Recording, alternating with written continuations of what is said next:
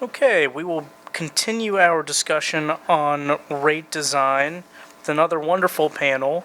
We have with us SAMRANDAZZO, who's a partner with McNees, Wallace, and Nurick, and General Counsel for the Industrial Energy Users, and familiar to all of us. Sam, welcome.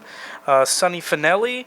Welcome back, Sonny. 2 days in a row. It is our honor to have you back. Director of Rates and Regulatory Affairs for FirstEnergy. Jeff Bailey, Director of Rate Design and Analysis for Duke Energy. Welcome, Jeff. And Katie Rever, Director for Legislative and Regulatory Affairs for IGS Solar. Welcome, Katie. Are we beginning with Sam? Sam, you're up, please.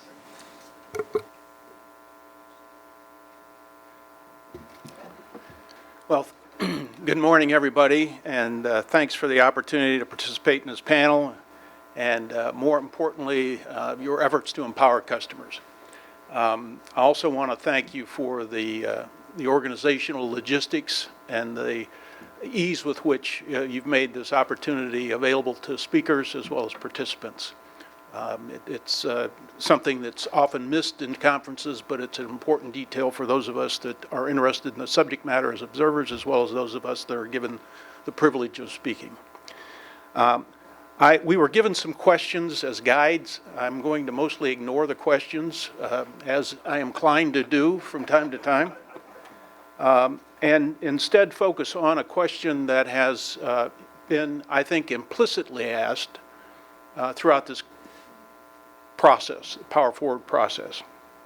And that question is, how do we, operating within a regulatory framework, enable a system of commerce that provides customers, not ratepayers, customers, attached to energy networks with a convenient opportunity to act on their own price, technology, service quality, or reliability and environmental preferences? The views that I share with you today are mine and mine alone, and if I didn't say that, somebody would quote me in a hearing room tomorrow. So it's a necessary feature of me speaking as an individual. The things that I say here reflect opinions that are obviously mine and do not reflect the opinions necessarily of anybody that I've had the privilege of working for or with over a career that now spans 5 decades. Traditional regulation thinking and writings will tell you a lot about rate-making process that produces standard rate schedules, rate structures, standard applicability specifications. Please pay attention to the applicability provisions in the tariffs. These rate schedules, rate structures, and applicability provisions are all slaves to what? The revenue requirement. The standard rate schedules, rate structures, and applicability provisions were adopted at a time when it was thought not possible to have separate rate schedules for each customer. Most of the services were provided by vertically integrated utilities. If it is possible for a meter to provide information in real time, I wonder if it's still prudent to pretend we can't have a separate rate schedule for each customer. In any event, the kind of stuff that has been and will be discussed in the Power Forward context is often outside the scope and framework established by the rate-making formula, standard rate schedules, rate structures, and applicability provisions. And the law tells us that the standardization status quo is not easily displaced. Once rate schedules, rate structures, and applicability provisions are authorized, they must be found to be unreasonable or unlawful before they can be reformed in the public interest. The status quo has a preference based upon the rule of law. I suggest to you that you cannot quickly or efficiently enable a customer-centric approach and culture by giving in to constraints imposed by standardized rate schedules, rate structures, and applicability provisions, which function as slaves to some just and reasonable revenue requirement. And I believe it is more profoundly so when the potential for disruptive supply side and demand side innovation is great, particularly if the disruptive innovation is perceived as threatening to the earnings growth ambitions of the owners of incumbent business models. Manufactured or coal gas utilities, manufactured gas or coal gas utilities are part of our history. They had standardized rate schedules approved by regulators. They had exclusive service rights conveyed by locally authorized franchises, but along came clean and bright electricity, a very disruptive technology and innovation. And neither regulation nor standardized rate schedules could save the manufactured gas business model from extinction because customers had the right to act on their preferences. The history of the telegraph business is similar. Its business and financial ambitions were done in by the technologically advanced network offering voice communication rather than the telegraph's point-and-click approach. People don't recall that telegraph was the first place where point-and-click was used. In more recent times, the Commission rejected an emergency rate increase proposal that would have transferred the utilities business and financial risk to heating and cooling customers located in Akron, Ohio, because the utilities business model was unsustainable. But you, as a regulator, are not captive to standardized rate schedules, rate-making formula, or rate design. And the current Ohio legal structure provides quite a bit of flexibility if you want to move in a customer-centric direction. And let me say that I agree with most of the people on the earlier panel that the kind of movement that we're talking about will be incremental and on the margin and nonetheless important, but also provides an opportunity to avoid irrational exuberance, which is also important. So is there an alternative to facilitating innovation and customer centricity by pulling them through the politically charged, friction-loaded, and expensive standard rate-making process with its attendant adjudicatory process? Does history provide any insight on how regulation and regulators worked against business models and proposals that have a tendency to create monopolies? I ask these questions because I think there are answers, but also because I think history tells us that sometimes progress may require public interest-oriented regulation to either not insert itself or to, in my blunt words, get out of the way. Traditional regulation typically looks at rate design or rate structure determinations primarily as a means to distribute payment responsibility for a just and reasonable revenue requirement, which is the utility or supplier compensation. That distribution occurs in some cases to captive customers. The specification of rate design or rate structure follows the determination of the revenue requirement or total authorized revenue. The total utility compensation or authorized revenue may be determined or computed based upon a cost-plus formula, where cost has had and will have many, many definitions. I have seen in my career 3 different measures of cost used in what is referred to as traditional regulation. The rate design or rate structure is supposed to provide the utility with a reasonable opportunity to collect the just and reasonable revenue requirement, often established through static analysis. There is no guaranteed recovery of an approved revenue requirement, despite people who behave that way, thinking that there is some obligation to guarantee recovery. The obligation to serve held by a utility does not impose an obligation to buy on customers. And the standard system of compensation, pricing, and rate schedules approved by a regulator often does not address enhanced service needs. You will find often referred in tariffs the opportunity approved by regulators, the opportunity for the utility to consider providing enhanced services, but they're done on what is called in the telephone business an ICB basis. It's an individual case basis. And there's no standardized pricing, but there is an opportunity for customers to at least request an enhanced service. So what would be an enhanced service? Well, an enhanced service might be a redundant feed, for example, for a customer that wants increased reliability. So when dealing with innovative stuff, it is my view that it's very hard to better align pricing or rates, regardless of the type, with principles of causation by working within a rate-making or rate design or rate structure silo. It's true that the scope of the Commission's regulatory authority is limited. It does not regulate municipal utilities or utilities owned and operated for the benefit of their customers, known as co-ops.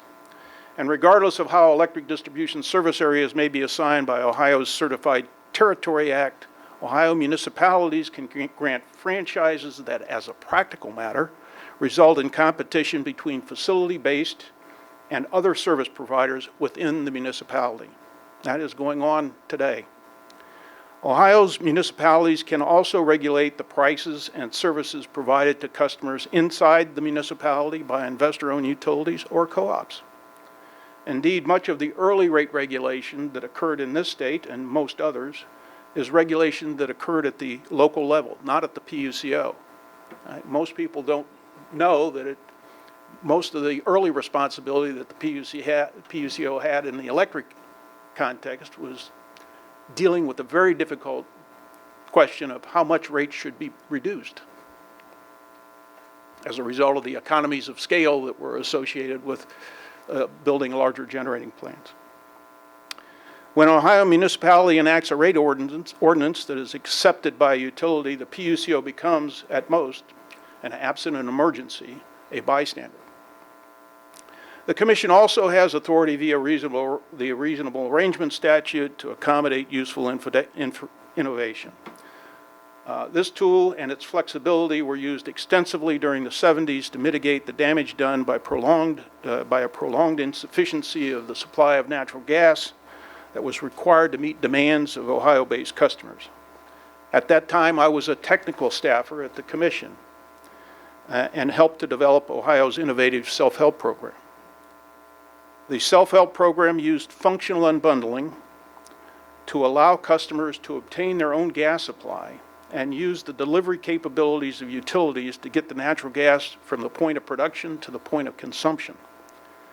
We had to get creative because the incumbent gas utilities seemed preoccupied with using standardized rate schedules and the rate-making process to figure out how to curtail demand in order to balance demand and supply.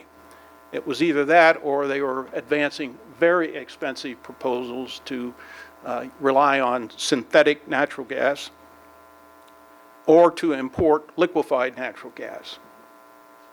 As you might expect, the price dislocation associated with those very expensive options produced legislation, which people are still trying to figure out. So the self-help program unleashed customers and non-regulated businesses to work together, positive performance, to explore and develop Ohio's oil and gas production capabilities. This unbundling was a preview of things to come in the communications, natural gas, and electricity sectors. Ohio was the first state in the nation to unbundle the gas system, and it did so specifically to deal with the problems associated with inadequate supply. That unbundling morphed and had other virtues as supply, better supply options materialized. So what's going on currently? Cleveland State University is currently participating in a Cuyahoga County microgrid planning project that is focused on improving reliability. Because the local municipal electric utility seems to have more flexibility to accommodate the introduction of the microgrid, Cleveland Public Power, or CPP, is engaged in that effort. Now, CPP has a lot of problems. You can read about them in the newspaper. I'm not suggesting this is necessarily right or the best approach, but there are other options, as I've identified earlier in my statement. Closer to Columbus, the Ohio State University has entered into a 50-year bilateral agreement with ENGIE, and the General Assembly contributed to the effort by making sure that public utility status did not attach to the activity. Can the usefulness of microgrids, DERs, so-called smart meters, and the other power-forward products and services be deployed more efficiently in a more customer-attentive way by harnessing the utility creation or franchising authority of municipalities? If microgrids make sense, should we explore the options provided by micro-regulation? How can the ability of mercantile customers to seek the Commission's approval of a reasonable arrangement be used to move the needle towards a customer-centric and power-forward friendly architecture? Are there different ways to set the capacity obligation and the transmission obligation of customers participating in aggregation programs that would better enable joint action by customers to pursue distributed generation and energy efficiency in ways that provide economies of scope and scale and better align rates with cost causation?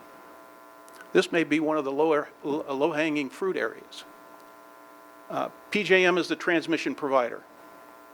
PJM's rate design sends a strong and clear signal to reduce demand coincident with a zonal peak or peaks in the case of transmission.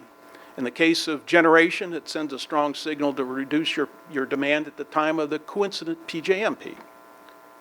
Why is it that most customers pay for transmission here in Ohio based upon a rate design that blinds them to the cost causation statistic and the opportunity to reduce their bill through demand response?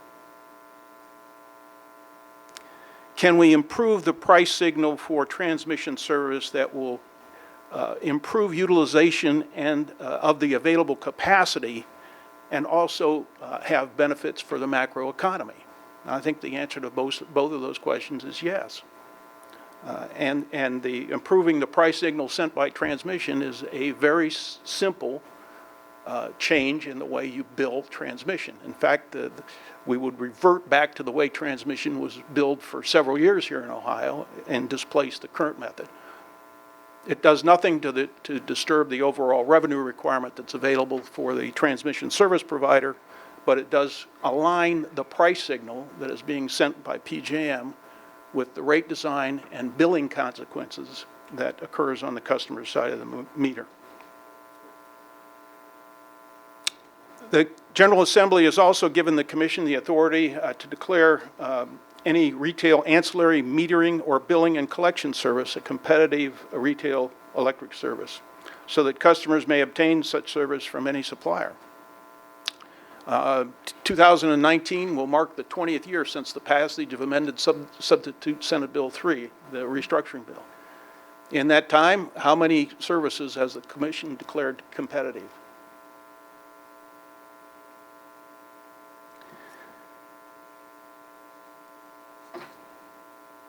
So let me save some time for questions and jump to the conclusion here. I want to close with a quote. First, let me mention something that I think is going to be a major challenge. And it was mentioned yesterday as part of the discussion. There is relatively no growth in demand. And a lot of the ideas that have been talked about here involve increasing the capital intensity of the utility, the incumbent utility. That's a bad combination, because as you increase the capital intensity and increase the overall cost of utility service, and you have to spread that over a static demand base, mathematically you're going to be increasing prices. And having lived through an environment where prices were increasing at the time that the regulator was thinking about major policy opportunities, it is not a friendly political environment. So please, as you think about this, recognize that there's no growth in the system. And the consequences of doing things that are more expensive mean that prices will go up, which will be a challenging environment to work within. So let me deal with a quote that I wanted to close with, and it comes from a book called America's Electric Utilities, Past, Present, and Future, 8th edition, which was written by Leonard, Andrew, and Robert Hyman. The quote appears at pages 507 and 508. For those of you that are interested in checking my accuracy, you have the ability to do that. And it goes like this. The restructured part of the electric market seems to operate in a manner that discourages the innovative tendencies that deregulation is supposed to liberate. Operators who never deal with customers set the standards. They price congestion rather than fix it. Developing new services or procedures requires endless visits to commissions, committees, and courtrooms. It has become commonplace to view the network in financial rather than physical terms, with payments substituting for flows and futures trading substituting for lining up power sources with needed physical or fuel characteristics. That attitude may explain the lack of progress in physical or technological terms. Bean counters versus industrial visionaries. Getting the electricity industry beyond the mindset of doing the old things better requires visionaries. I will do the best to respond to your questions when the Q&A session starts, and as I say often, may the force be with you. Thank you. Thank you, Sam. Sonny, you're up.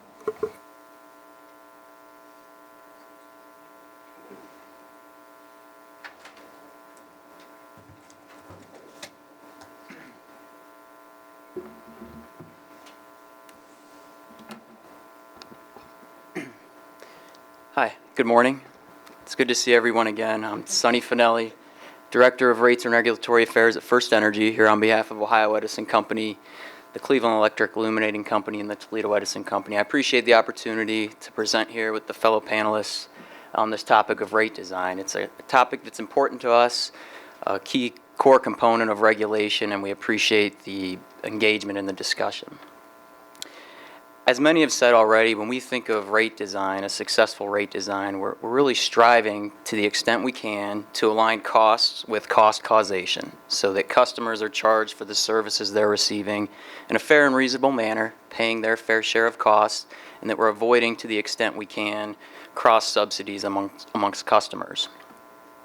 We recognize the challenges that are before us that are presented by changes in the industry with emerging technology and more prevalent use of behind-the-meter generation. We acknowledge those challenges to maintaining a successful rate design, and we're dedicated to work with others to make sure we find reasonable solutions for that. So my remarks here today, I was going to try my best to address some of the topics that were raised in the questions presented to the panelists and really just focus on three main areas.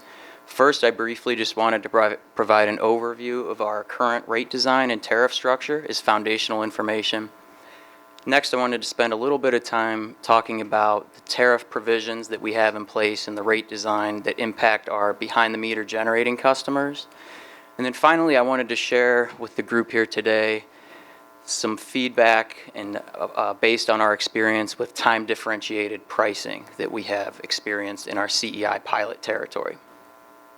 So first, briefly, the rate design for our three Ohio operating companies really is driven by our base distribution rates.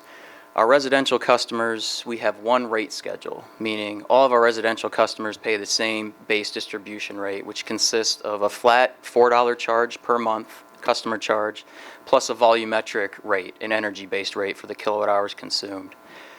For commercial and industrial customers, it's a little different. The way we view cost of service aligning with the rates in that context is the rates are designed based on the level of voltage that the customer is taking service at. The notion being the lower the level of voltage, the higher the cost to the utility to serve that customer because we need more infrastructure in place to get to the end use delivery point. So that's how the tariffs are structured for our commercial and industrial customers. And the base distribution charges that they pay are a combination of a flat service fee per month plus a charge based on peak demand. So our commercial and industrial customers do not have an energy-based rate for base distribution service. That's different from the way we design rates for generation. We as the polar provider, like the other utilities in the state, we procure power competitively through the auction process to serve our non-shopping customers. And so the cost to the utility of providing that service is basically the bid price, the resulting price that comes out of those auctions. That's the price that we pay to the winning bidders on a round-the-clock basis. There is a seasonal adjustment in the amounts that we pay to those winning bidders where the winter price is a little bit lower than the summer price, but otherwise it's not a time-differentiated price that we pay the winning bidders. So when we design the corresponding retail rate, we try to mirror that. So when we look at our retail tariff for generation service, for all customers, by their rate schedule, there's a winter price and a summer price. And then within each season, there's two components where we try to estimate the breakout of the resulting auction price between the energy component and the capacity component. So a residential customer will see an energy charge and a capacity charge in the summer, and an energy charge and a capacity charge in the winter, where both of those charges are priced on a cent per kilowatt hour basis. And that's the same approach that's taken for all of our customers from a generation perspective. We also have several riders. Those, for the most part, for residential are charged on a volumetric basis, and for our non-residential, it's a combination of energy charges and demand charges. So that's sort of the foundation that we're working from. Now, with respect to behind-the-meter generating customers, we do have several tariff provisions in effect currently, and they're largely born out of the rules that are in place here. So the first one that comes to mind is the interconnection tariff, of course, which governs the interconnection process for customers wanting to connect to the distribution system. We have our net metering tariff. I know there's been a lot of discussion on that in recent weeks with the rulemaking that's been going on. But just in summation, the way that works from a rate design for our customers is, for a net metering customer, each kilowatt hour that they are producing on their own that's going to offset their consumption up to the point where their net consumption is zero, they're effectively getting a credit for the full retail rate, all energy charges in the retail rate, distribution, generation, and all the riders. Because basically, in my simple example, they would be billed for 0 kilowatt hours for that month. They would only pay customer charges or demand charges as applicable under the net metering tariff. And to the extent there's a month where they produce more than they need, we'll compensate them for that under our tariff, and the compensation mechanism that's in place is the energy component of our standard service offer generation rate. For customers with behind-the-meter generation that don't qualify for net metering, maybe because of the fuel source that they use, we have a separate tariff, which we call our partial service tariff, for mainly commercial and industrial customers. And from an energy perspective, it sort of works in a similar fashion, where the customer is going to get an inherent benefit by producing energy on their own to offset their consumption that we, the utility, are billing them for. But these customers, given that they're commercial and industrial, also are going to be subject to various demand charges within the tariffs. So even though they may be producing some of their own energy to offset their net energy consumption, they're still going to pay some of the demand charges in the tariffs based on their applicable peak demand. For these customers, to the extent that they are producing in excess of what they consume, we also have an option for them to sell the power back to the utility. We call it our cogeneration tariff. It's maybe more commonly referred to as the PERPA tariff for qualifying facilities. They have the option to come to the utility and we will pay them the hourly LMP rate for every hour where they're producing more energy than they need, than they consume, consistent with the current rules that are in effect today. So there's that option for them as well. Also within that cogeneration tariff, provides the customers an opportunity to negotiate with the utility if they have other services that they would like to provide to us in addition to just energy. So those are the tariff provisions that exist today for us that impact distributed energy resources or behind-the-meter generation. As we sort of evaluate or assess the rate design and the compensation that these entities receive, we look at it in two pieces. We sort of look at the generation side first and then the distribution side. And on the generation component of the bill for these entities, we as the distribution utility are generally financially neutral with respect to the provision of distribution service. Again, we're just paying the winning bidders to provide that service. We pass those costs on to our non-shopping customers. So when we look at the compensation that these customer generators receive for generation, it seems adequate to us from the distribution utilities perspective because they're getting a credit at the standard service offer generation rate for everything they produce to offset their consumption.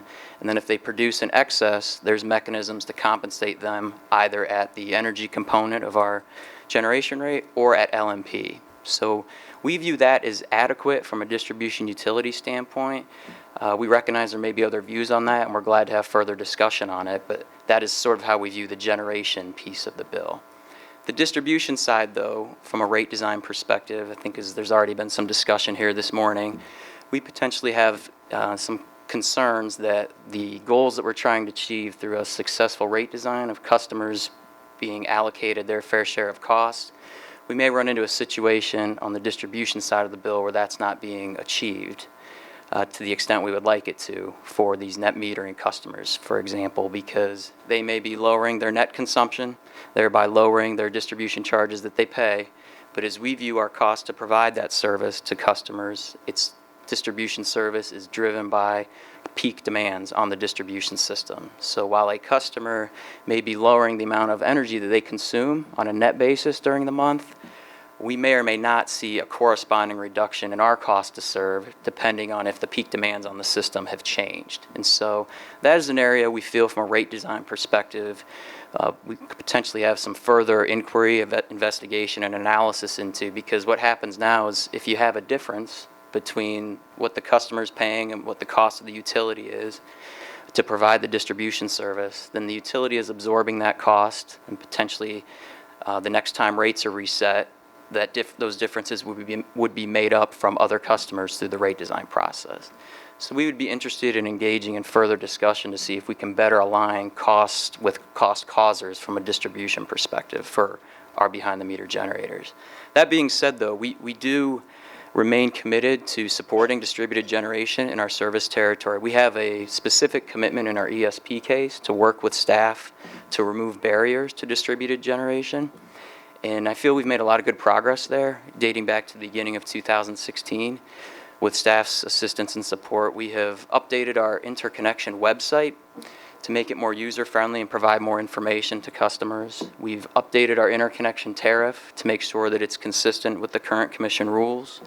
We have revised some of the reporting that we do on a quarterly basis to provide more detail to the commission on the level of behind-the-meter generation we have in our service territory. We've updated our PERPA tariff to make sure it conforms with the current rules, and we're also working to update our partial service tariff. So we feel we've made a lot of good steps towards helping to remove barriers for distributed generation. I'm sure there's more that we could do, and we remain committed to engaging with staff to do what we can to remove those barriers. The last topic I wanted to cover to make a shift here is to address our experience that we've had from alternative rate design mechanisms, specifically time of use or time differentiated pricing mechanisms. I had mentioned in our rate making panel discussion yesterday that we do have a pilot in our Cleveland Electric Illuminating Company territory, a smart grid pilot where we have implemented smart meters. And so as part of that pilot, a big piece of it was a consumer behavior study that we started back in 2012. So for the summer of 12, 13, and 14, we offered a peak time rebate pricing option to customers in that pilot territory, which basically worked as the utility providing day-ahead notice to participating customers of a peak time event for specified hours in the following day. The customer then, having received that notice, would know that during those specified hours, if they were able to curtail their usage below a baseline level, then that difference, that reduction in their consumption, they would receive a credit for or a rebate for through the program. And so if the customer was not able to curtail, there wasn't a penalty, but they did have an opportunity to achieve savings. And that was a good learning experience for us going through that peak time rebate pilot offering. Overall, a couple of main takeaways. Customers did save money in the aggregate. We also saw energy efficiency savings during those peak hours. So the data suggests to us, the evidence suggests that customers who participated in that tariff were responding to the more granular price signals they were receiving from the companies and then potentially modifying their behavior. The other big takeaway I think we had from that is the importance of consumer education and making sure that they understand the offering. So we did periodically throughout that offering solicit feedback from the participants, and the majority of them, the feedback we received was that they felt the program was fairly easy to understand, and I think that went a long way towards achieving the outcomes that we did. Now we've since transferred or transitioned away from a peak time rebate offering in that pilot territory, where now more recently we've had a critical peak pricing option for residential customers, where for their generation pricing, if they opt on to that particular tariff, they would be subject to time differentiated pricing, an on-peak price, an off-peak price, and then a critical peak price. There's 3 different pricing tiers. And the pricing in the critical peak hours is significantly higher than the other hours. So we designed that rate to be revenue neutral to the standard service offer rate. Make the critical peak period significantly higher, and then the remaining hours on average are lower than the standard service offer rate. So in this offer, a little different than the peak time rebate, customers could save money if they respond and curtail their usage during those critical peak periods, or they potentially could end up paying more than they otherwise would if they weren't participating in the program. So what we did see in the aggregate was that the participation levels were significantly less than what we saw for the peak time rebate, potentially due to the customers now under a critical peak having the opportunity to either save money or potentially pay more. But in the aggregate, we did again see customer savings. Customers seemed to respond to the price signals on an aggregate basis. It wasn't in each and every case we saw savings, but in the aggregate we did, both monetary savings to customers as well as energy efficiency savings. So based on this experience, we feel that we do have evidence, at least in the pilot territory, that customers are responsive to different pricing signals for their generation service, and we're encouraged by those results and are open to further discussions to see what other options can be made available for customers along those lines.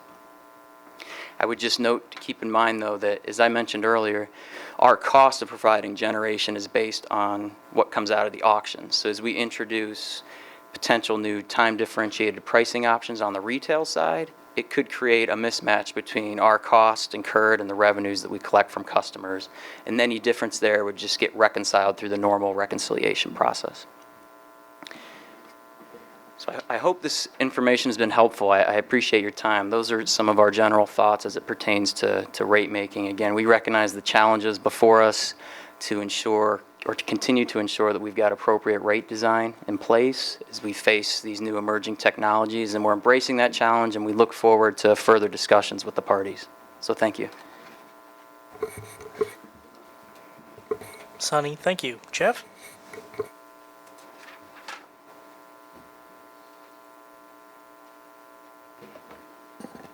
Let me see if I have this dialed in right. Good. Good morning. Mr. Chairman, Commissioners, and staff, thank you for including us in these Power Forward discussions. My name is Jeff Bailey. I'm the Director of Rate Design and Analysis for Duke Energy Business Services, LLC. My team and I provide pricing services to all of the jurisdictional regulated utilities under the Duke Energy banner. We are pleased to have the opportunity to share with you our vision on rate design, how modernized grid will facilitate that vision. My team and I reside in an area of the company called Customer Solutions. Our mission is to provide relevant products and services, including pricing, to improve customer satisfaction. If I may, let me spend a few minutes to share with you our vision of achieving top-tier customer satisfaction. First, we want to provide customers with choices.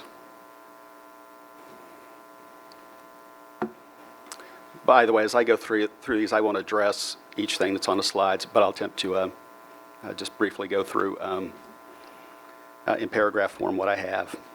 So first, provide customers choices. Provide voluntary rate options to customers that allow them more choices and greater control over their electric bills. It's very clear that top-tier companies have multiple rate options from which their customers can choose. We believe that these choices should be voluntary, and this will allow for a gradual evolution of customers to various designs that will best suit their needs, as well as gradual evolution toward cost-based pricing. It's also reasonably clear that satisfaction can be tied to just having a choice, whether or not the customer can even take advantage of it. Next, we want to enhance our price signals. We want to improve the pricing structures and program product pricing to provide signals that properly balance embedded and marginal cost, and move toward more time-differentiated and dynamic pricing offerings. Improving our pricing structures to better reflect embedded cost, which cannot be avoided, and avoided cost, which can be avoided. It's critical to the future evolution of better rate design. The signals sent by these types of structures would properly reflect our costs in such ways to send the right signals at the right times and properly incentivize and compensate distributed energy resources. We also believe that dynamic prices are critical to support correct price signals. we often say that we have a good handle on what happens for 8,560 hours a year. It's those 200 hours or so that throw us for a loop. Structures like critical peak pricing, for example, can send the appropriate price signals when system conditions are constrained.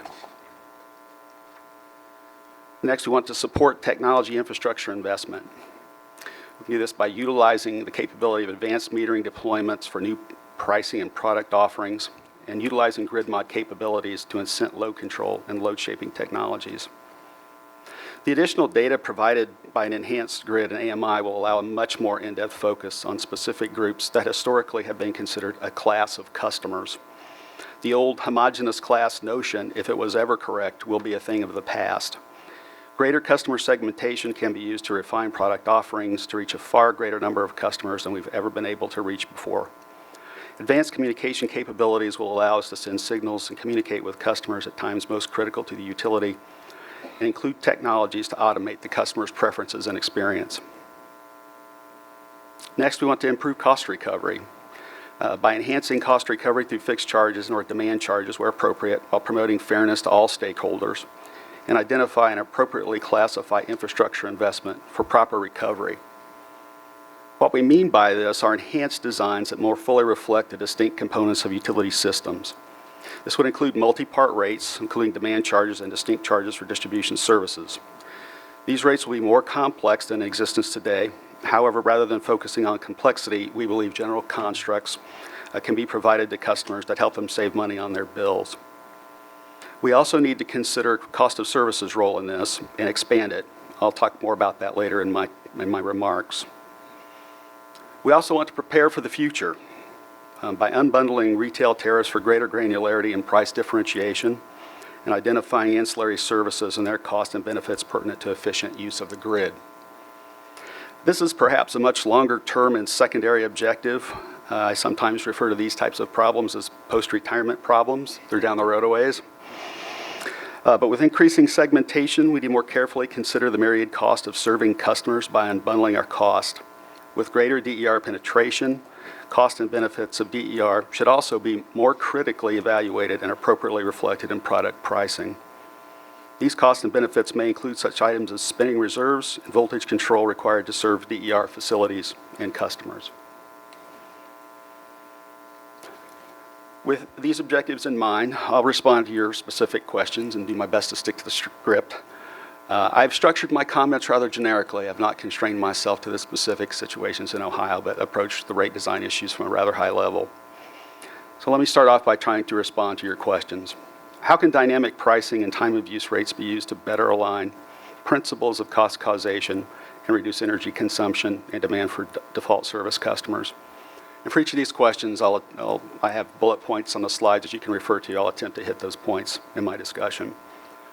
I've already touched on this part in my opening remarks, but we believe that these choices should be voluntary. This will allow for a gradual evolution of customers to various designs that will best suit their needs, as well as a gradual evolution toward cost-based pricing.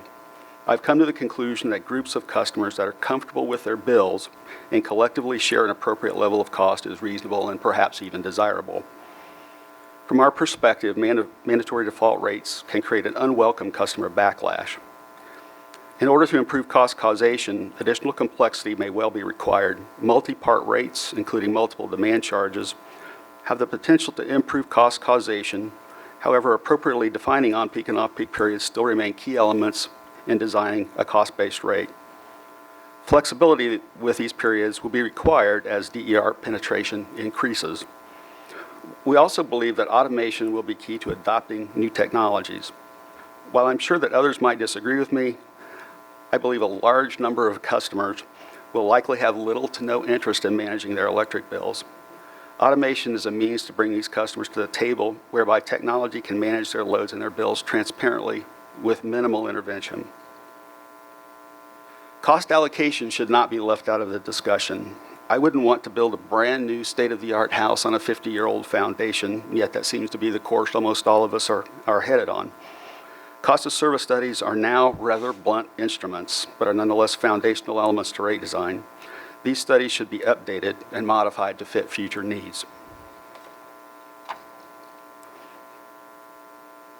How can energy prices be structured to remove disincentives for investment in energy efficiency and other DERs while still allowing utilities to recover authorized revenue requirements?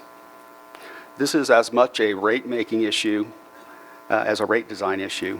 A properly designed rate that reflects the company's embedded and avoided cost will still have a critical element, like future capacity cost, not embedded in the existing rate structure. Stated another way, our future costs avoided are not cash elements in the rate structure. Thus, any changes in the customer's characteristics as a result of a price signal will ultimately result in lost revenues. At a minimum, some basic form of decoupling would be required to remedy this problem. Proper reflection of cost and recovery mechanisms that allow the utility to capture its authorized revenue requirement would remove any disincentives for investment in energy efficiency and distributed energy resources. What options and methods exist for the valuation of DERs? In my opinion, traditional avoided cost and PERPA approaches are still the most reasonable approach for evaluation of DERs. Having said that, the elements that can be included in this type of analysis can be fairly extensive and include multiple capacity elements that may be avoided, including generation, transmission, distribution, reserve capacity, avoided energy, and associated losses and O&M savings. Value of solar includes similar elements, but also may include fuel hedging and societal benefits. It's not clear to me that these components can be readily quantified, and they remain elusive and subjective. Traditional cost of service studies in net energy metering approach valuation at embedded cost. This clearly overstates the value of distributed energy resources to the grid and results in cross-subsidization. A market approach more than likely does the best job of properly evaluating its true value, but that option is generally not available until markets are reasonably mature. What data requirements are associated with each option and method, including telemetry,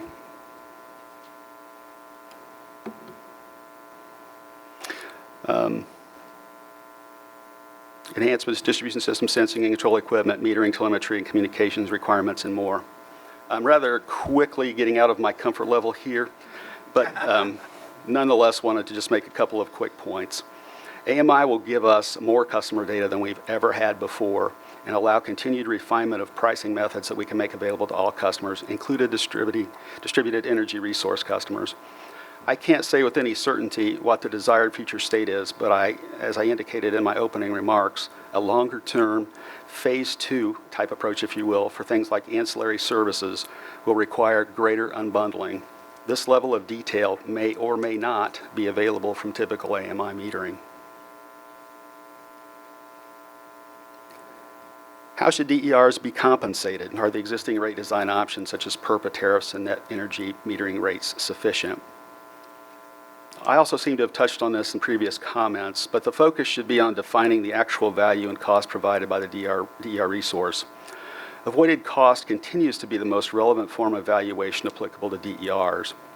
Recognition needs to be given to the fact that the attributes of DER sources may be highly divergent. As an example, a battery that can be charged in off-peak low-cost periods and discharged during high-cost on-peak periods can generate significant value, particularly if it's located on a highly congested distribution line. This will require detailed analysis at the local level as opposed to high-level analysis normally associated with avoided cost. Again, regulatory flexibility to assist the utility in adequately recovering its authorized revenue requirement is essential to the overall success of the DER program. Finally, how do we obtain more granular settlement so that retailers can better assist customers in managing load? I also commented earlier about multi-part pricing and critical peak pricing. My opinion is that these are key elements toward helping customers better understand and manage their demands. Educational programs are also key elements, provided the messaging is high level, stressing customer behavior, not complex rate structures. Technology will also be a major driver in managing demand. We should continue to keep in mind, however, that there is a large contingent of customers that like simplicity and certainty. Again, I don't think there's anything necessarily wrong with that, provided there is ultimately product differentiation that properly recognizes the cost to serve those customers. Finally, I just want to make a quick note about where we are. We're really in a state of transition. We're deploying AMI throughout our system. We already have it here. We're also installing a brand new billing system corporate-wide. So in some respects, this transition is going to hold us back until we have, full deployment, until we have a full new billing system in place that'll give us the flexibility to do some of the things that I talked about today. This concludes my comments. Thank you once again for the opportunity to be here. Thanks, Jeff. Katie? Good morning.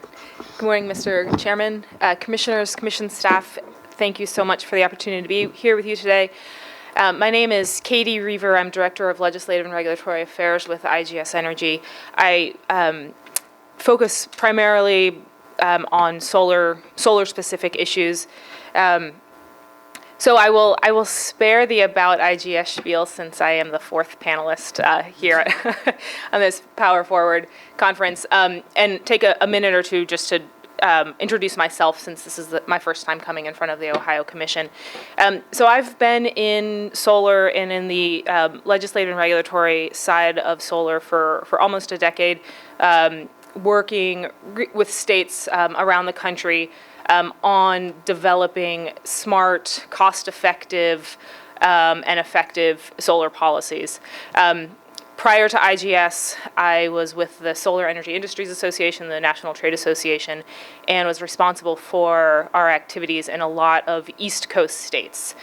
So I bring a lot of experience in how other states have been grappling with solar questions.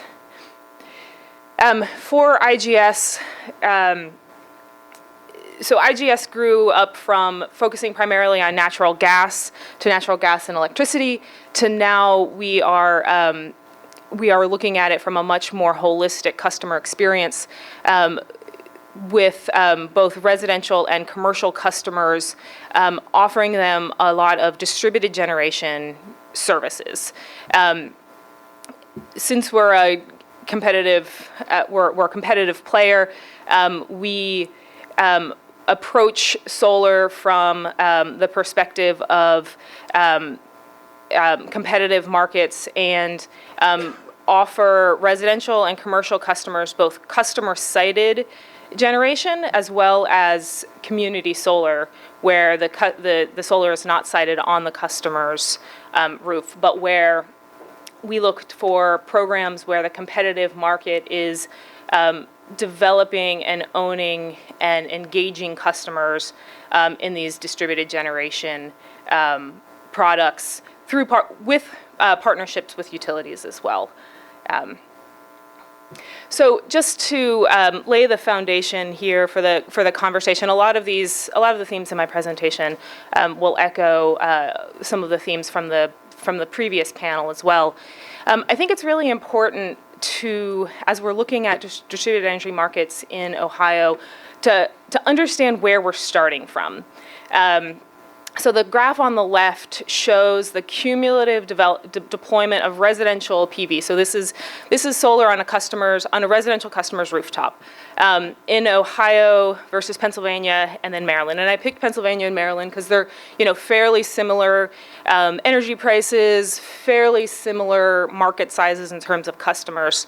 And I think it's important. And Pennsylvania, Maryland is a fairly progressive state. There's a lot more deployment there.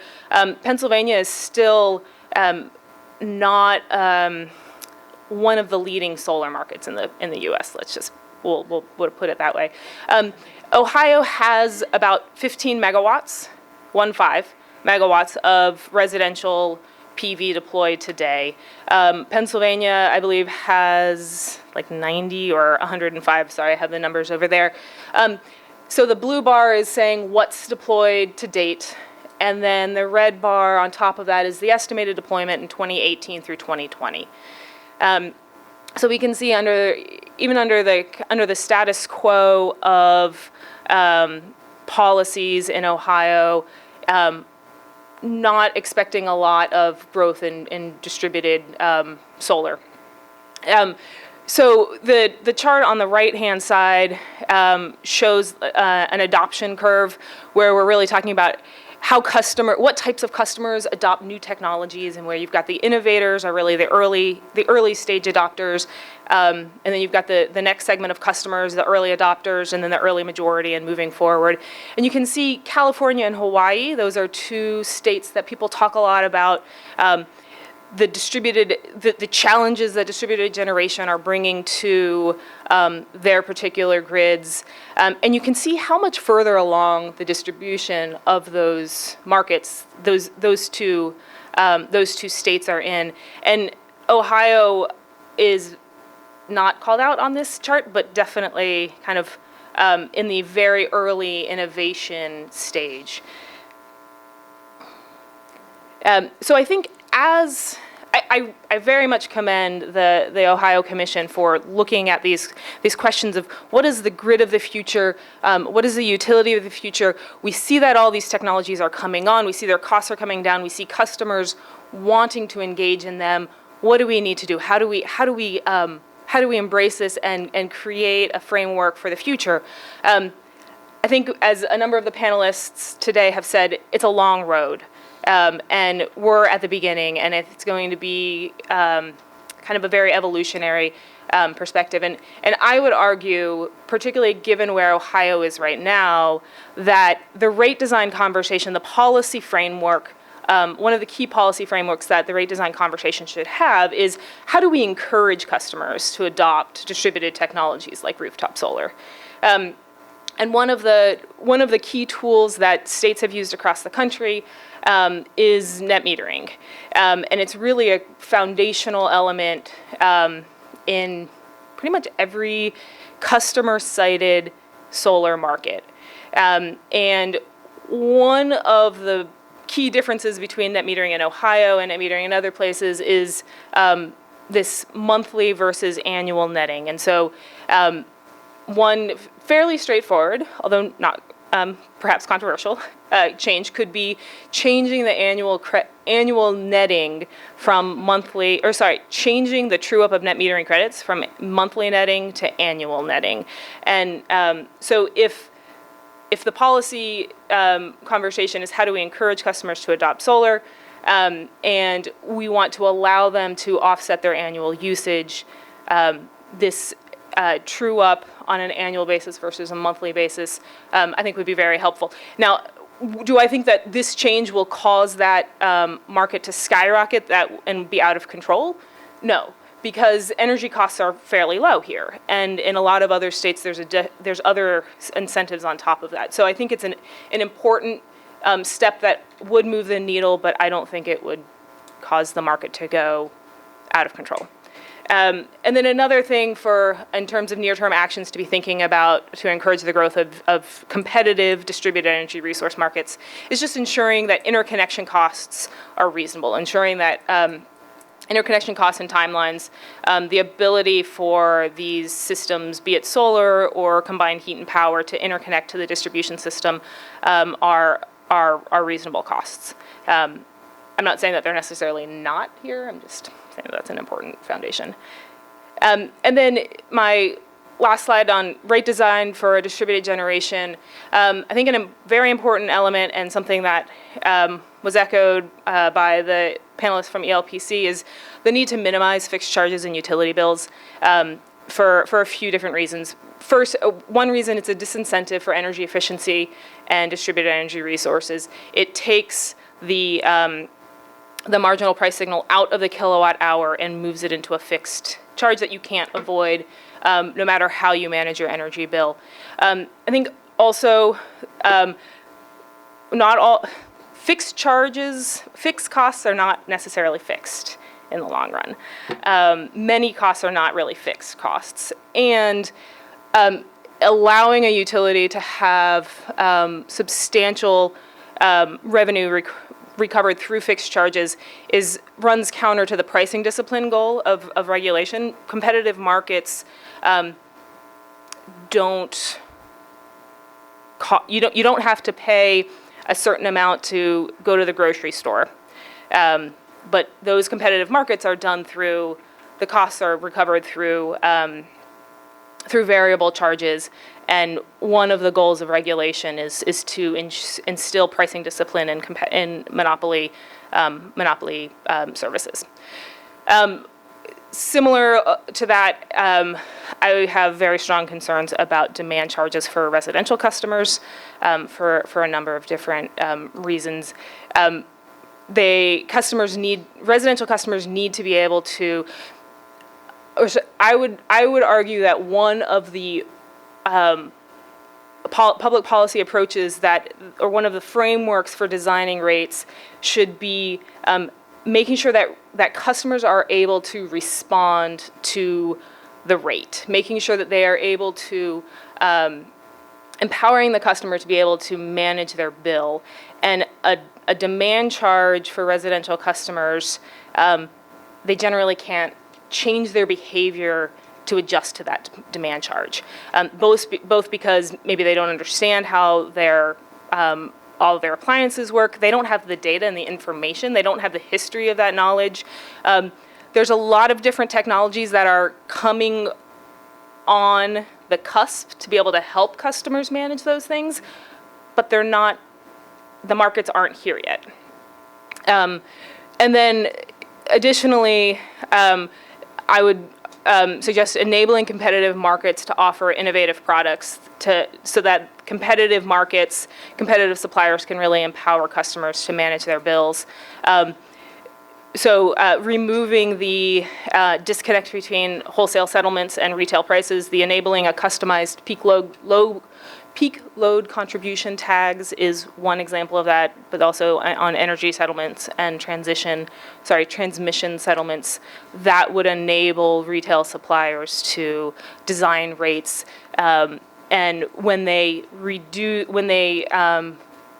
install technologies and work with customers to reduce their usage, then they can actually pass those savings on. And hand in hand with this, the increased availability of smart data, both for retail suppliers to be able to analyze that and understand what types of products to offer, but also for the customer to be able to understand their usage. Thank you. I look forward to the panel discussion. Thanks very much to the panel, and it's an interesting divergent set of comments, so thank you very much. Okay, let's do this. We'll play a game. Let's play a game here on this panel, okay, because this is a really diverse set of panelists, so I think this might be interesting. So I'm going to describe, when I'm out there talking about Power Forward and what is Power Forward about, what is grid mod about. Rob Kelter and I just had a really good conversation of, hey Rob, I don't think that grid mod is all about just behind the meter applications and distributed generation. So I disagreed with that fundamental premise of Rob's presentation, which I told him privately, which I've now said publicly. Madeline's in the back smiling. So look, let me describe some scenarios, and you tell me what rate design you think will best fit the particular scenario. Okay, so easiest example to give. Individual on his or her sofa, all they have is their mobile phone, and assume that they have use data in as close to real time as possible, and they want to control consumption. They want to control their billing through consumption. What's the best rate design for that person? Sam? Well, I'm going to go back to a point that I tried to make during my presentation. How the revenue requirement is developed requires an alignment with how the rate design is deployed, because fundamentally the rate design is going to strive to hit a revenue target. So let's just assume your customer on the sofa is the only customer served by the utility. It doesn't make a damn bit of difference what you do with the rate design, because the customer is going to end up paying the revenue requirement at the end of the day. Let's assume the customer, for affordability reasons, decides that it needs to go on he or she needs to go on a budget billing program. What percentage of customers, residential customers, are served by budget bills? How sophisticated of a rate design do you need in order to operate a budget billing system? What degree of sophistication in the meter do you need to operate a budget billing system? What percentage of customers are receiving bill payment assistance? Is this customer receiving bill payment assistance? You get different answers as a function of different circumstances.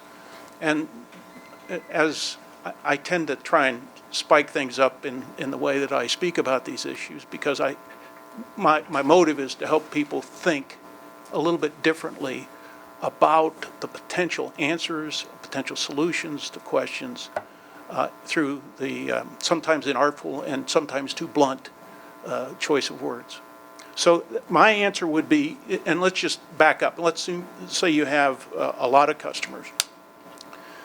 The more differentiation you can have in the rate design, when you start to separate, whether you call it granularity or not, and you have a rate design that effectively communicates to the customer the costs that are being managed through behavior, which is a real problem here because of the difference between fixed and variable costs.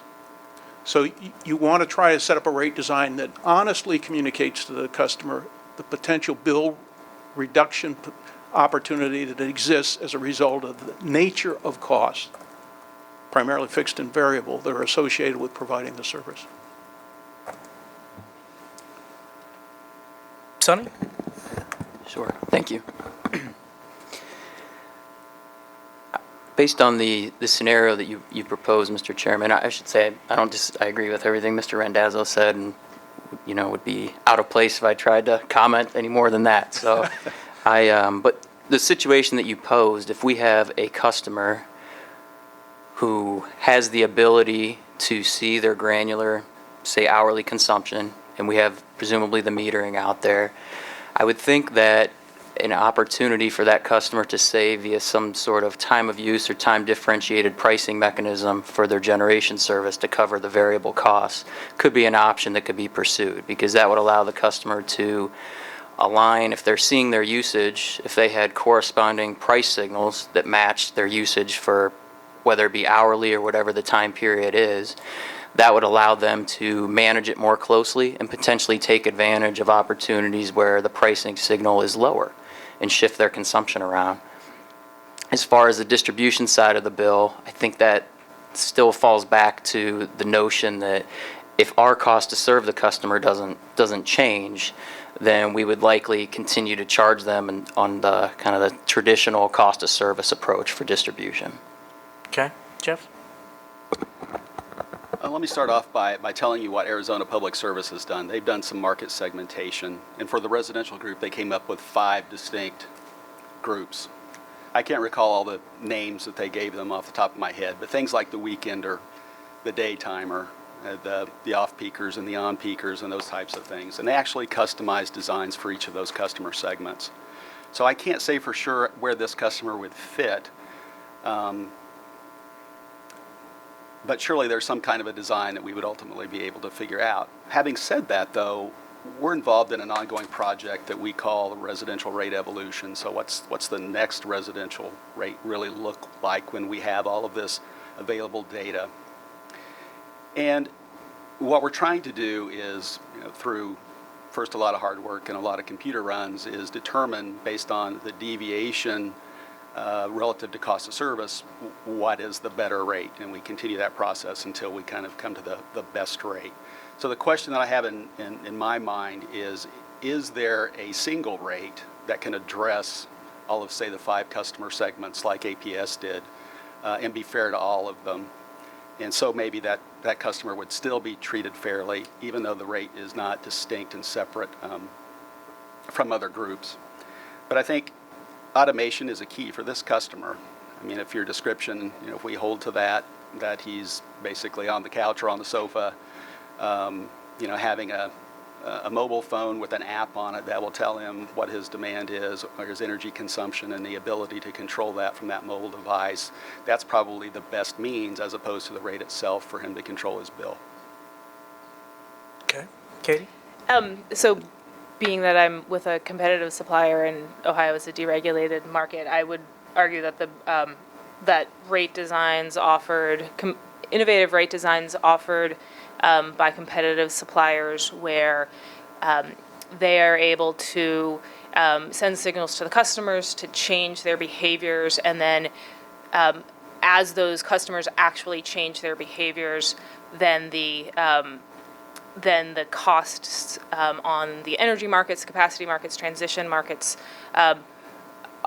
the settlement statements with the wholesale markets are able to be changed based on those specific individual customers and their actions. Okay. So next scenario, which we may get the same answers as individual who's installed thermostat, the smart thermostat. Same answers. Yeah, and I think it's, the part of the holy grail really is the combination of a lot of these different technologies.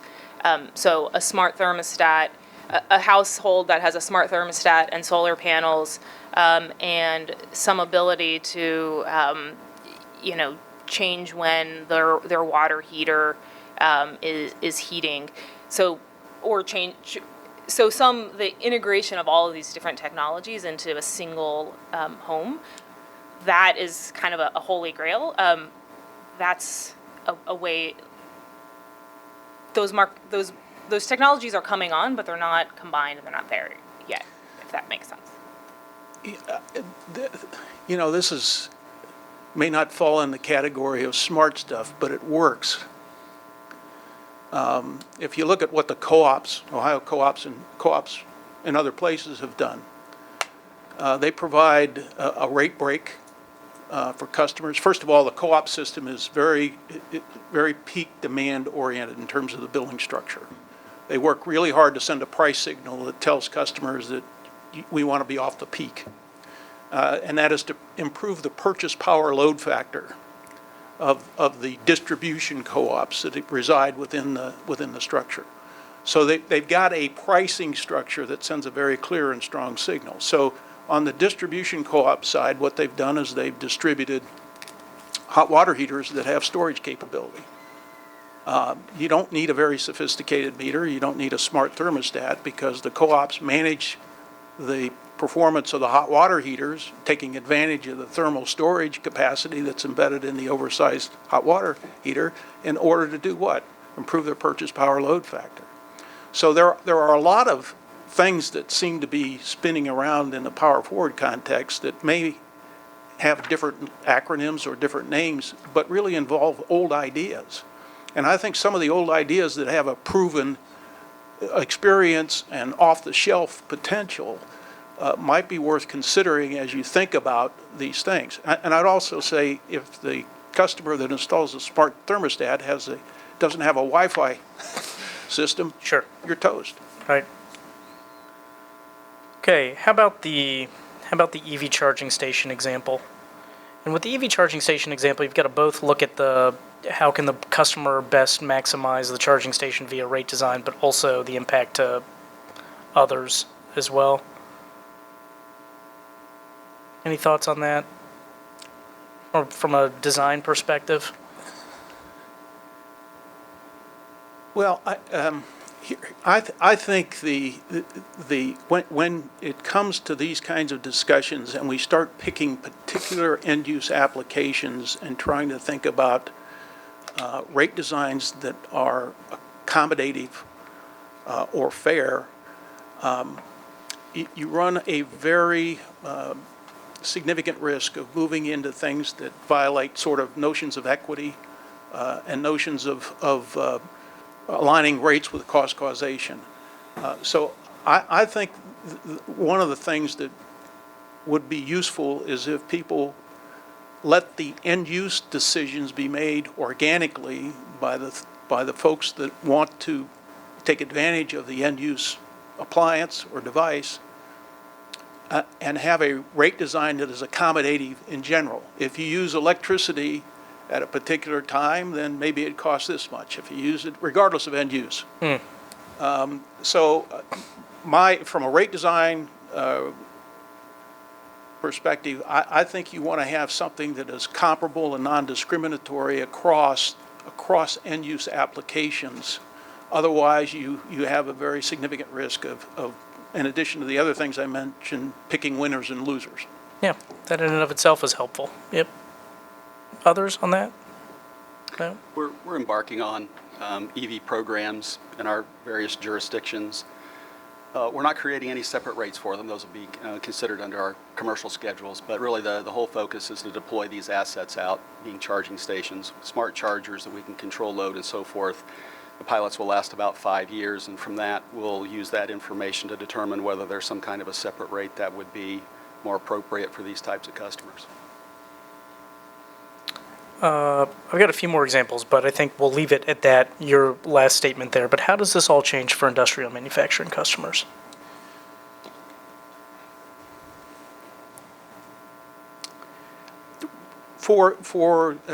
Most industrial customers have very sophisticated metering that already will provide you with whatever degree of granularity you want with over relatively small increments of time. So I don't think that there is a much advantage that you achieve in the industrial context, and actually for most commercial customers as well, as a result of thinking about smart meter deployment and then leveraging some advantage that might occur there. Most industrial customers pay on a three-part rate: customer, demand, and energy. It's time differentiated. And as I mentioned in my earlier comments, the rules that PJM has dictate the billing consequence associated with generation and transmission if you're allowed to be billed on that basis. So there are already rather strong price signals being sent there to cause customers to behave appropriately as judged by the market design that PJM has deployed. And I would also say that a lot of the opportunity that exists with residential customers, particularly if you're in a default circumstance, I mean, recognize that the default service product is a different product. The supplier assumes quantity risk, time of use risk, and it's embedded in the price. So if you're going to move to a time of use kind of structure for default service, you're going to have to change the product. Otherwise, you're going to have a completely confusing kind of outcome to customers. You're either going to get customers switching to competitive suppliers because the time of use default rate is wrong, or customers going back from competitive suppliers because the time of use differential is there. Default is a different product entirely, different product and different service. Okay, Sonny? I'd just add anecdotally, our operating companies have offered, I think going back to 2010, a few different time of use pricing options for commercial and industrial customers who remain non-shopping customers. We have a normal time of use rate, a critical peak rate offering, as well as a real-time pricing rate where customers can choose to be priced at the hourly LMP for energy. We haven't seen significant participation in those offerings from the utility perspective, but at the same time, we've also seen a migration where most of our large commercial and industrial customers are shopping. So presumably those types of offers are available to them in the competitive market, given that they already have the granular meter detail available. But from a utility perspective, we do have those offerings. We just haven't had a whole lot of participation on them historically. Okay. Good. And I guess I would just echo some of Sam's comments around the time of use rates. If you're going to move default customers to a time of use product, I think our argument would be that all customers should be there should be one default option, so that all customers would be moved to time of use rates, and then also importantly making sure that there's not subsidization going on in that time of use rate that could distort the competitive markets. Okay, Sam? Yeah, if I could just mention one thing in the default context that would is a twist on what I said earlier. There are some states that, for larger customers, have developed a default service offering that operates off of LMPs. So you have a time differentiation as a result of the way the generation prices are set, embedded in the default service offering via that approach. And it is less likely to distort, if you will, the switching metrics because it is the wholesale, competitively determined wholesale price. So there may be some opportunities to think about developing a default service offering that is more spot market oriented and either day ahead or real time. So there may be some opportunities to introduce some time differentiation simply as a result of the time differentiation that occurs in those spot prices as a function of demand. But you'd also reveal congestion. And volatility in ways that may create some tension relative to Bond-Bright's overarching principles that are supposed to be served through rate design, which include simplicity. Okay, very good.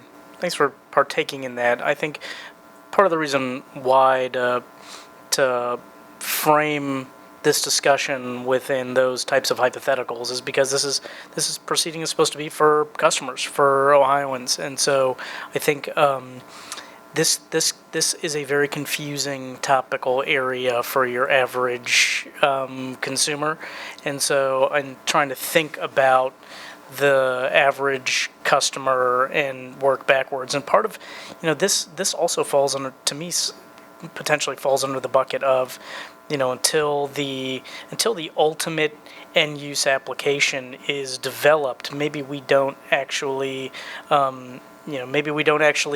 definitively know the answer to that question. But Sam? I think we'd all confess that we don't know. Yeah. And we're guessing. We're guessing based upon whatever we can glean from available information. But there is a lot of history here that provides analogous circumstances and how people wrestle through transitions in other circumstances. It wasn't in the 80s. We had a very, very contentious proceeding where Dayton Power and Light wanted to introduce time differentiated rates, and Commission eventually approved it. And they took the idea out to the population, and there was a complete revolt on the part of the customers. They picked a community that was going to be sort of the test zone for the program. It was a complete revolt, and eventually the utility dropped the idea because of the complications and pushback. But it was, at the time, it was viewed as the next great thing. In Pennsylvania, they went head over heels for non-utility generators and had a standard offer that was way above market. And when Pennsylvania deregulated or allowed customer choice, one of the major stranded cost components was the overmarket contracts that fell out of that irrational exuberance. So, there are a lot of great things, I think, that can be done on the margin, but I think there is also, as some earlier people have suggested, presenters have suggested, significant potential for lunging, spending a lot of money, and embedding something that's going to be cannibalized very quickly as a result of technological innovation, business model changes, political changes, and that sort of thing. Yep, totally agree. And I think for the benefit of the folks here and the folks in the crowd, I think what we've said with some consistency, I think generally speaking, we're worried about that too. So there's that level of acknowledgement. But I think just beginning the process of educating all of us about potentially what's coming is a prudent thing. I feel like you've got questions because I can see your hands moving. Actually, I had two questions. The first of which was, how does time differentiated pricing impact the SSO? So I think I'm down to one question now, unless somebody has some additional comments on that. The second question, and Sam, please, if I have misinferred your comment, please let me know. But you referenced that there is as envisioned with grid modernization, an increase in capital intensity, in the face of a flat demand and the implications associated with that, I infer from that some kind of a lost revenue consideration. Well, yeah, I think you can infer from that statement that may be an issue. I think Right. the more direct point that I was trying to make is the mathematical consequence of essentially increasing the cost of service at a time when the demand is not growing. Most of the construction programs that produced the fleet of generating assets that are carrying most of the load in terms of serving demand today occurred during the 60s and the 70s. And during that period, we had one emergency rate case after another here at the Commission because the construction cost associated with these new generating plants was significantly in excess of the embedded cost, and the cash flow demand for that construction program was greater than the cash flow available from existing rates. So the Commission had to deal with emergency rate cases to determine whether or not additional cash flow was warranted in the greater good. And in most cases, the Commission approved with significant conditions emergency increases. But that is an example, and it was very politically challenging because prices were going up dramatically due to the increased capital intensity and the higher cost of service. And so it was hand-to-hand combat. And there were, we had, during that period of time, aggressive interest rates, we had Arab oil embargoes, we had wildcat coal miner strikes, we had natural gas curtailments. So, and I would somebody said earlier today, I think it was David Rosh, said we're in exciting times. We are in exciting times, and compared to the kinds of problems that historically we've had to deal with, I feel rather fortunate because many of our problems are problems of abundance. They're not problems of scarcity. Okay. Yeah, I think you can infer what you inferred from it, but I think the more significant problem is you're going to have to increase prices to fund this stuff if you do it in a ubiquitous fashion. If you're working on the margins, I think people can find value out of the applications and rationalize the higher price, perhaps, based upon the value proposition. And I think that's where the art is right now. The art of regulation is figuring out how to unleash value that is potentially available in a way so that customers may be willing to accommodate a higher price for what they paid traditionally. Okay, thank you.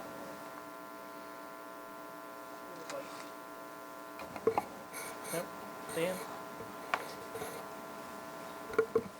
So the comment or the observation that increasing costs at a time of flat demand leads to increased prices for customers is a fair point. Yet we are in this moment where there seems to be, not just seems to be, there are spectacular unusual technological advances for this space that are occurring. It seems that there's some consensus that being able to deploy advanced metering broadly on the residential side and place the small commercial residential side that hasn't previously been available makes sense for a lot of reasons. Yet it's got its own risk of obsolescence or failure or more rapid obsolescence, I suppose, than previously has been the case. But is the situation, at least in that example, where the path still remains clear that the deployment of advanced measurement devices is something that's critical to take advantage of the opportunities that we have in front of us. And so I just, I share the concern about green lighting, lots of CapEx, and not increasing prices, and then when it's completed, not having enough to show for it.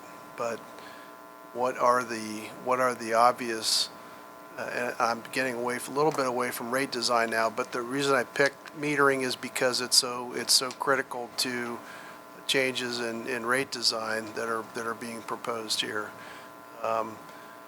What is the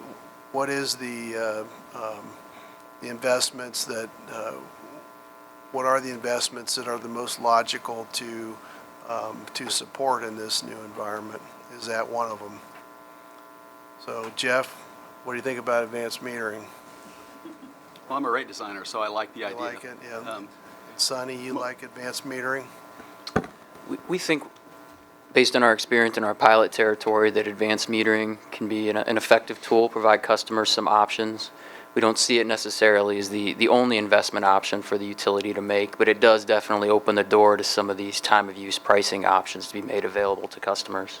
I assume, Katie, that you're a big fan of deploying advanced metering because of the opportunities it's going to provide you, right? I would just add to that, there needs to be the appropriate amount of sharing of the data as well. It's Right. not just meters being out there, but the ability to digest and get access to that data, and then to be able to translate that into settlement statements with the wholesale market.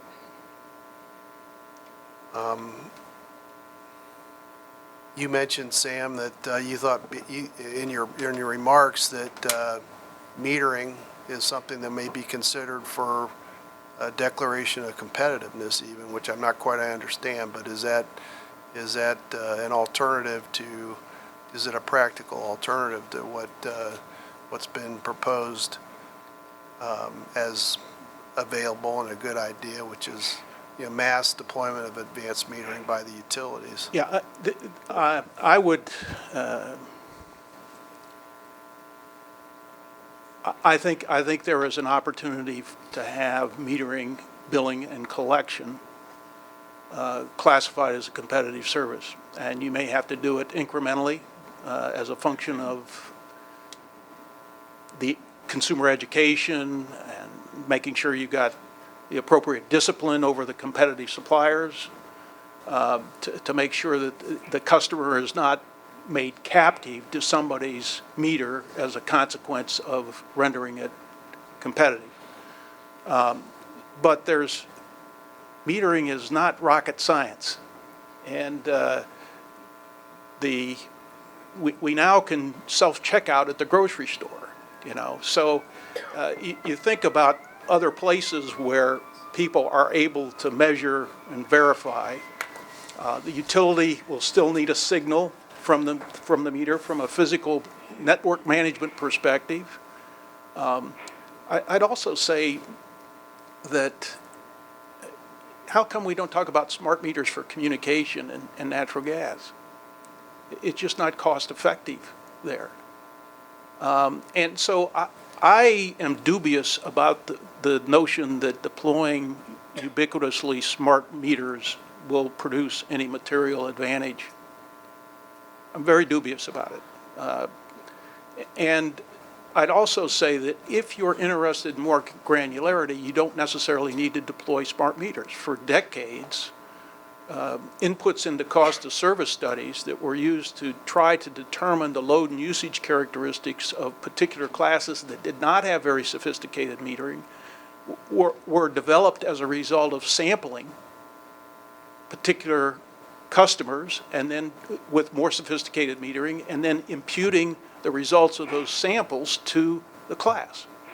So you don't necessarily need to deploy smart meters in order to get more granularity in the billing determinants and the pricing structure. You can sample. I mean, polls are samples. We rely on them all the time. You can sample in a statistically reliable way, and that was frequently used for purposes of developing, as I said before, the metrics in cost of service studies. It would be a lot less expensive to do sampling, and it would be a structure that would be much more open to further innovation in metering so that you did not have something that was installed on day one, but it turns out on day 367 that it's been displaced by, no longer supported by the software manufacturer or displaced from a hardware standpoint.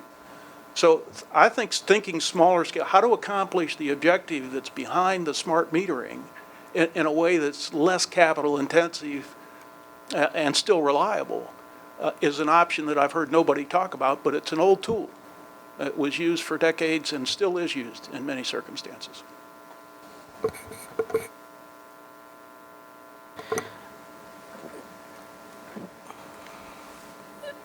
So the commission will, go on a going forward basis, will receive a number of applications for, we'll just call it infrastructure upgrades. And I think one concept that's been espoused over the last, 11 days is that sort of this, the just based upon technological innovation, appears that lines are sort of being blurred about what is, the very traditional bucket of GT and D and in front of the meter and behind the meter. These have been the delineation points for us historically. And so I am just interested in particularly your thoughts, associated with these types of applications and the current regime that we have in place today, which really includes base rates, and as well as anybody, getting a base rate case in can be extremely challenging. Then the in-between base rate cases we'll call distribution infrastructure riders or DCRs or whatever they are. Now, sort of the newer potential opportunity, which is smart grid or power forward-esque rider opportunities. Because I think also part of what we're doing here is we want to make sure we get that component right. Okay, we want to make sure that that investments that are deemed appropriate, and even that is becoming more and more of a challenge, because it forces commissions now to really kind of act as engineers in the D system, and that's really hard. I mean, this is not lawyer / economist. I mean, this is typically not something within the commission bailiwick. So I guess I'm just curious, just based upon historical context, because your testimony. No. I was going to say your testimony sort of yields this question, which is, that the business as usual approach of not just this commission, just commissions across the country, and what they're going to be facing now with distribution system related applications that are totally different in appearance now than what I think the general, base rate case, cost of service. We did this, we moved this wire, we did. So I'm just curious about where you think this is all, where you think this is all headed. Okay, so, big picture stuff. You have this massive business model-oriented movement on the part of historically vertically integrated utilities that are now engaged in, have moved back to, for the most part. So just for our purposes, we get that, Yeah. right? We're there. We know. So, and I think the influence, the strong signal that is sent to those business models is they need to hit their earnings guidance. Yeah.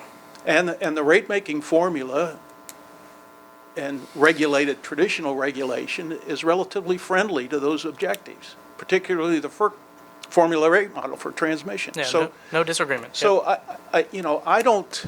We can talk about innovation and we can talk about preparing for the future, but that's not what's driving what is going on out there. Folks are trying, as they should, given their fiduciary responsibilities to shareholders.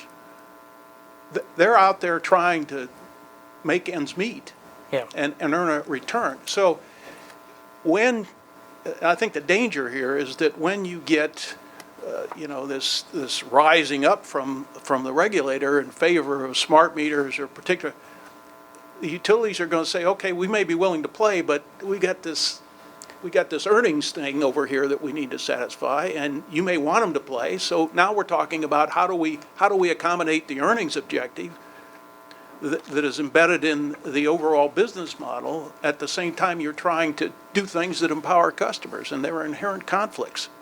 associated with that. So my advice would be to let as much of this stuff come organically as possible, rather than with an anointment from the regulator, because, again, the pace of change is accelerating. We think we know about the future, but, what would be said about? We don't think that, right? I mean, part of the reason why we're doing this is to sort of create, I mean, first of all, obviously a more customer-centric mindset, education, but I think I think what we're finding is that until you know what that grand application looks like, and we use the telecom analogy a lot, but I don't think it has to be that. I mean, it can be a series of things that leads to like the absolute betterment for the end user. That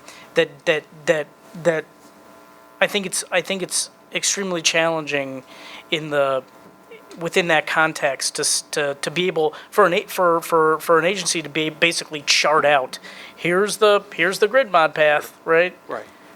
And again, the function of the regulator, in my view, is not to substitute its judgment for either a regulated business or a competitive business. Businesses make their decisions about which business model they're going to adopt. They try to deploy them. You're there to fairly balance the interests of people affected by those choices, not to impose your vision of what the industry should look like on any particular segment, including customers. Right, but last point, I think I think we may have a meeting of the minds based upon an answer to a previous question I asked, which is, I think it may become the charge of the commission when those types of applications are submitted to try and figure out how we can derive positive net value for customers from those potential applications. And so that's sort of the end use side. But there is definitely now sort of an engineering component that is something that we've got to sort of decipher, because there are all these different, because there are different now mechanisms outside of your typical base rate proceeding that allow for recovery. Right. Well, just a comment on the engineering stuff. We are so conflicted from an engineering perspective right now in terms of what a customer-centric approach. At the same time, we've got underutilized capital assets. We're telling customers that they need to be reducing their energy consumption. And from an engineering perspective, and this is the chief executive officer from ENGIE spoke to this point, from an engineering perspective and capital rationalization perspective, in the real competitive sector, in the manufacturing world, you try to run those capital assets as hard as you can run them. You try to get as much throughput through those assets as possible. So, we're incenting energy efficiency at the time that we've got underutilized assets, which mathematically, again, translates into higher prices, which what? Induces more energy efficiency, if that's what you want to call it.